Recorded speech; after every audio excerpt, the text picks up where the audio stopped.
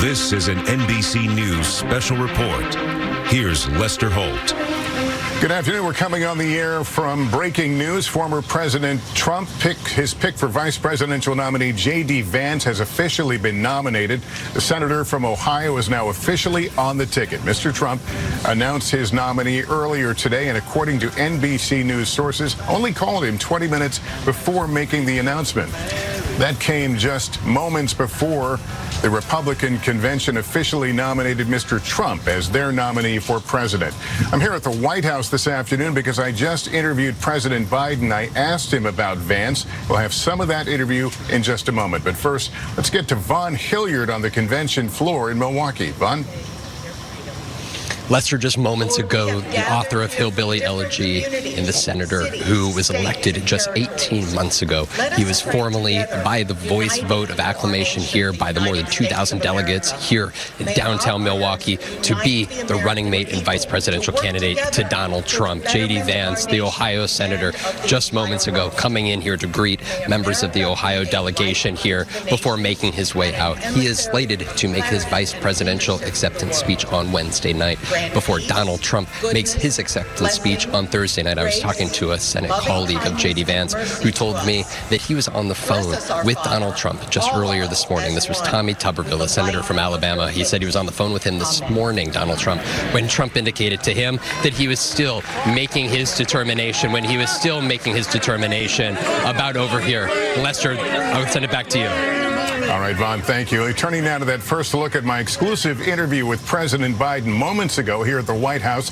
I asked the president about heated political rhetoric after he called on all Americans to tone it down in a primetime Oval Office address last night, which was in response to Saturday night's assassination attempt on former President Trump.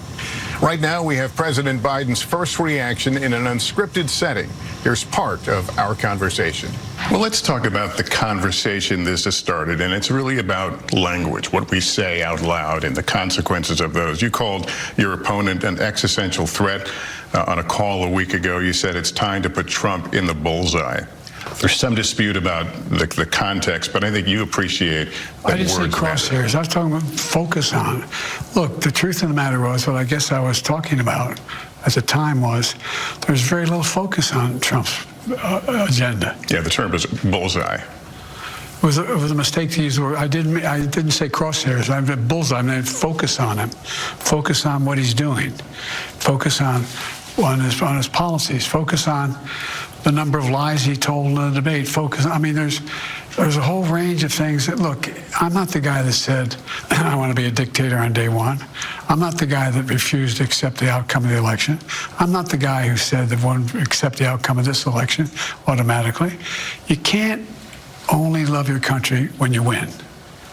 And so the focus was on what he's saying, and I mean, the idea.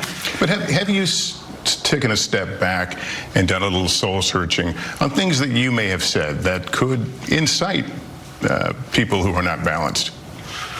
Well, I don't think, look, how do you talk about the threat to democracy, which is real, when a president says things like he says? Do you just not say anything because it may incite somebody? Look, I have not engaged in that rhetoric. Now, my opponent is engaged in that rhetoric. He talks about there'll be a bloodbath if he loses, talking about how he's going to forgive all the, actually, I guess, suspend the sentences of all those who were arrested and sentenced to go to jail because of what happened in the Capitol.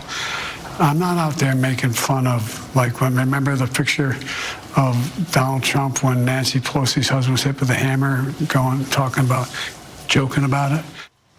That's part of my conversation with the president here at the White House. We'll have much more of it. The exclusive interview tonight on NBC Nightly News. Also, we'll air the full unedited version in a primetime special at 9 p.m. Eastern. And don't miss our coverage of the first night of the Republican National Convention, which kicks off at 9:30 Eastern Time. That concludes this NBC News special report. I'm Lester Holt. Thank you for watching.